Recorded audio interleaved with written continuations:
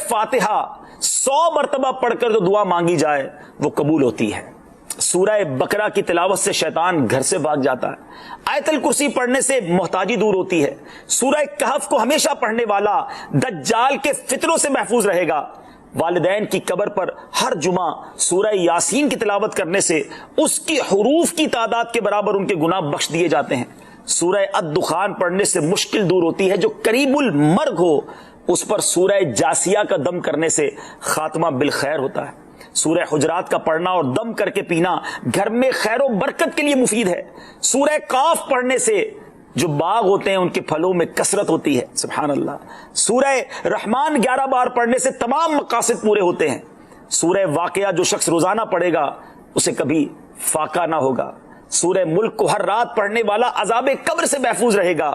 سورہ مزمل کو 11 بار پڑھنے سے ہر مشکل آسان ہو جاتی ہے۔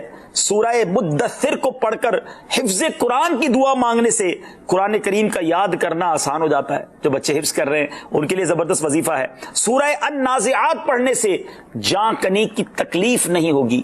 سورہ دحا پڑھنے سے بھاگا ہوا آدمی واپس آ جائے گا۔ سورہ علم نشرح کو جس مال پر پڑھ دیا جائے اس میں خوب برکت ہوتی ہے۔ سورہ تین والزیتون جو ہے 3 مرتبہ پڑھنے سے اخلاق و کردار بہتر ہوتے ہیں۔ سورہ علق میں جوڑوں کے درد کا علاج ہے۔ سورہ قدر جو صبح و شام پڑھے اللہ عز و جل اس کی عزت بڑھا دے گا۔ سورہ بینہ برس اور یرکان کا علاج ہے۔ جس آدمی یا جانور کو نظر لگی ہو اس پر سورہ عادیات کا دم مفید ہے۔ سورہ قارعہ پڑھنے سے بلاؤں سے حفاظت رہتی ہے۔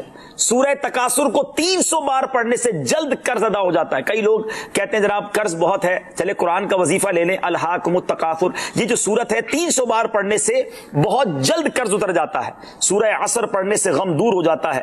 سورہ ہمزہ اور سورہ فیل دشمن کے شر سے حفاظت کے لیے، اور سورہ قریش جان کی حفاظت کے لیے بڑی مجرب ہے، بڑا کمال کا وظیفہ ہے۔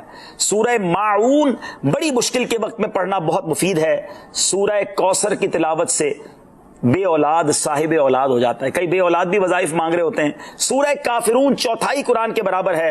سورہ زلزال نصف قرآن کے برابر ہے۔ سورہ اخلاص 1/3 قرآن کے برابر ہے۔ اور سورہ فلق اور سورہ ناس سے جن اور شیطان اور حاسدوں کے شر سے حفاظت رہتی ہے۔ پھر کیوں نہ ہم قرآن سے دوستی کر لیں، کیوں نہ قرآن کو اپنا ورد بنا لیں۔